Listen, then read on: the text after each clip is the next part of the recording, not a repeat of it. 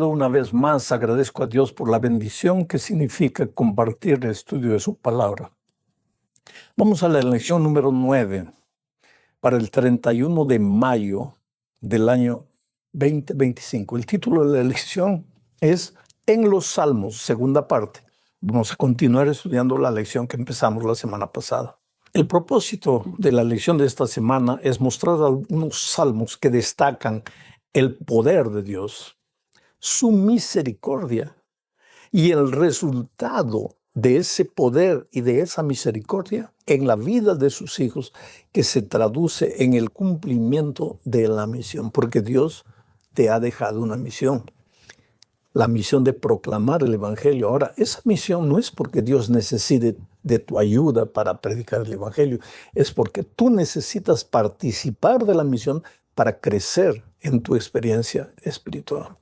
Entonces vamos a la primera parte de este estudio bajo el subtítulo de Un auxilio muy presente en el tiempo de la angustia. Aquí veremos que Dios siempre, siempre está al lado de sus hijos en las buenas y en las malas. Leo el Salmo 46, versículos 1, 4 y 5. Dice así: Dios es nuestro amparo y fortaleza, nuestro pronto auxilio en las tribulaciones. Voy a detenerme aquí. Algunas otras versiones dice nuestro pronto auxilio en medio de las tribulaciones. Dios es nuestro amparo y fortaleza en las tribulaciones o en medio de las tribulaciones.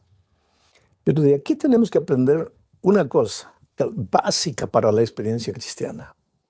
Dios nunca te ha prometido que no habrá tribulaciones. Mientras vivas en este mundo serás golpeado por las tribulaciones.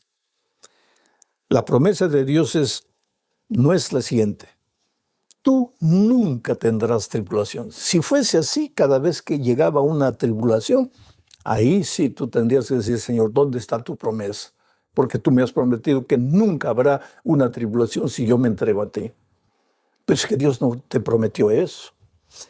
Hay muchas personas, yo quiero pensar que sean sinceras, que te dicen que si te entregas a Cristo, que si vas a Él, que si le das una buena ofrenda, las tribulaciones van a salir de tu vida. No, esa no es una promesa bíblica. El Señor Jesús te ha prometido que en medio de las tribulaciones, porque estás viviendo en un mundo que, ya te he dicho muchas veces, nosotros los hombres le hemos pasado el título de propiedad de esta tierra al diablo. El diablo ha colocado semillas, cizaña, ha colocado espinas. El diablo ha destruido el mundo perfecto de Dios, y lógico que va a haber enfermedad, va a haber cáncer, el avión se va a caer, va a haber tempestad, va a haber aluviones, en fin. Y Dios no te ha prometido que tú, que vives en este mundo maldito por el pecado, no vas a sufrir. Lo que te ha prometido, que en medio de la tribulación tú no vas a estar solo nunca, tú vas a estar con Él. Él nunca te va a desamparar. ¿Y eso hace diferencia? Claro que hace diferencia, porque cuando viene la tribulación y no tienes a Dios, te desesperas. Pero cuando viene la tribulación, pero tienes a Dios, la esperanza brilla en tu corazón y sabes que esta noche, por más oscura que sea, va a pasar y mañana el sol va a brillar de nuevo. Sigo leyendo el texto. Dios es nuestro amparo y fortaleza, nuestro pronto auxilio en las tribulaciones. Del río sus corrientes alegran la ciudad de Dios, el santuario de las moradas del Altísimo. Dios está en medio de ella, no será conmovida. Dios la ayudará al clarear la mañana. Este salmo es abundante, porque aquí Dios dice que en medio de la tribulación Él estará contigo, no te dejará. Pero si el río de Dios atraviesa tu corazón, ¿qué quiere decir eso? Es que antiguamente en las ciudades lo primero que se buscaba era un río, porque el río representaba seguridad para el pueblo. Si venía el enemigo, generalmente las ciudades eran amuralladas, pero mientras el río pasase por la mitad, el río traía agua y traía seguridad, traía comida, en fin, porque habiendo agua podían plantar. Por eso los enemigos a veces cortaban el río, porque el río es bendición. Ahora, aquí dice que Dios tiene que estar en medio de su pueblo, en medio de tu corazón. Debe ser el centro de tu vida. Cuando Jesús es el centro de tu vida, en medio de la tribulación, la esperanza va a brillar siempre. No te vas a desesperar, no vas a pensar que todo está perdido. Por más oscuras que las circunstancias te parezcan, por más que creas que todo acabó, no acabó. Dios está contigo en medio de la tribulación. Sí, Cristo es el centro de tu vida. Ahora vamos a la segunda parte de este estudio, hablando de la esperanza en medio de la confusión. La primera parte hablamos de la esperanza en medio de la tribulación. Ahora, esperanza en medio de la confusión. Aquí vamos a ver que las cosas pueden estar confusas en tu vuelta, oscuras. Tú no ves la salida, pero Dios siempre está presente. Para eso, vuelvo a leer el Salmo 46, pero esta vez los versículos 6 y 7. Mira lo que dice. Bramaron las naciones. ¿Quiénes son las naciones? Ya estudiamos eso en una lección anterior. Todos aquellos que no conocen a Dios, todos aquellos que se han alejado de Dios, que viven de acuerdo a su voluntad, a sus caprichos, que no tienen en cuenta la palabra de Dios para nada, que a veces se ríen, se burlan. Bramaron las naciones. Esa gente puede quedarse brava, puede querer destruirte, querer perseguirte por causa de tu fe, lo que tú quieras, pero no tienes que tener miedo. Bramaron las naciones. Titubearon los reinos. Aquí hay confusión. Titubear. ¿Qué es titubear? No sabes para dónde ir. No sabes qué hacer. Y hoy los reinos están titubeando. Unos creen que es por aquí, por la izquierda, otros por el centro, otros por la derecha, otros por adelante, otros por atrás. No saben a dónde ir. Los reinos están titubeando. Cada uno quiere probar que su teoría es la mejor. Las naciones braman, los reinos titubean. Sigo leyendo. Bramaron las naciones, titubearon los reinos. Dio él, ¿quién él? Dios, su voz. Y entonces la tierra se derritió. Jehová de los ejércitos está con nosotros. Nuestro refugio es el Dios de Jacob. Lo que Dios está diciendo aquí, cuando la sociedad esté confundida, cuando las personas no sepan qué hacer, cuando hay una marcha protestando, defendiendo unas ideas, y hay otra marcha defendiendo otras ideas, y esos dos grupos se encuentran y no saben qué hacer, y todos tienen razón desde su punto de vista. La humanidad no sabe qué hacer, las naciones están alteradas. Tú no te preocupes, tu refugio es el Señor. Tú escóndete en Dios. Esconderse en Dios no es omitirse del mundo. No, porque cuando lleguen las elecciones, tú tienes que votar. Pídele sabiduría a Dios y haz una elección sabia. Esconderse en Dios es reconocer que Dios es soberano en este mundo, que Dios es el que coloca reyes, quita reyes, pone reyes, que nada sucede en esta vida por voluntad de los hombres, aunque los hombres piensan que ellos son los conductores de las naciones. Dios está por encima de los errores humanos. Dios está en el control y los hijos de Dios debemos refugiarnos en Dios. Vamos a la tercera parte bajo el título de Bajo sus pies. Aquí veremos que el futuro que Dios nos prepara en su reino celestial es un futuro extraordinario. El sufrimiento de este mundo va a llegar a su fin. Las naciones no van a bramar para siempre. Los seres humanos, los gobiernos no van a estar confundidos para siempre. Todo esto tiene un final. Y yo digo una cosa, a veces la confusión del tiempo actual es una evidencia de que Cristo está regresando. Vamos a leer el Salmo 47, versículos 1 al 4. Dice así, pueblos, todos, el mundo entero, China, Japón, Estados Unidos, México, Perú, Argentina, Brasil, en fin, todos los pueblos, sin excepción, los 5 continentes, pueblos todos, batid las manos, aplaudid, aclamad a Dios con voz de júbilo. Esta es una profecía. Va a llegar un día en que los creyentes y los no creyentes van a reconocer la autoridad divina. Unos para bien, otros para mal. Pero finalmente el mundo todo va a entender que Dios tenía razón. Es que sus hijos que proclamaron su evangelio tenían la razón. Bueno, pueblos todos, batid las palmas, aclamad a Dios con voz de júbilo, porque Jehová el Altísimo es temible, Rey grande sobre toda la tierra. Él, Dios, someterá a los pueblos debajo de nosotros y a las naciones debajo de nuestros pies. Él nos elegirá nuestras heredades, la hermosura de Jacob, al cual amó. ¿De qué habla este salmo? De que aunque estamos viviendo en días tenebrosos, Dios está en el control de este mundo. Y aunque hoy los hombres poderosos parezca que tienen autoridad sobre los hijos de Dios, y muchas veces los persigan, y llegará un momento hasta que los obligarán a querer transgredir la voluntad de Dios. Todo eso es pasajero, todo eso es circunstancial, porque llegará un momento, llegará un día cuando las naciones todas reconocerán que Dios es el único Rey del universo. Y esos poderosos que hoy te hacen sufrir estarán simbólicamente bajo tus pies. Y Dios finalmente te entregará la herencia que te ha prometido. La vida eterna no es tierra, es vida eterna, es felicidad eterna, es paz eterna. Te puede parecer una teoría linda y maravillosa, hasta mística, ilusoria, pero tienes dos caminos. O crees en Jesús y sus promesas bíblicas, o lo rechazas, y al final de los tiempos verás. Por eso la Biblia dice, hoy es el día de buena nueva, hoy es el día de salvación. En la cuarta parte de este estudio veremos algo interesante, vino y sangre. El amor de Dios se manifiesta también en la destrucción final del pecado, porque vuelvo a repetir, este mundo, así como un potro desgobernado, no va a estar desgobernado para siempre.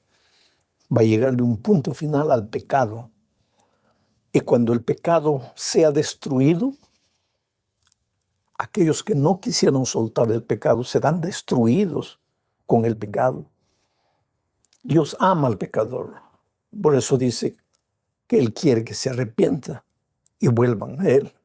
Pero si los seres humanos se agarran del pecado, cuando la destrucción final caiga sobre el pecado, pues los pecadores serán destruidos junto con el pecado.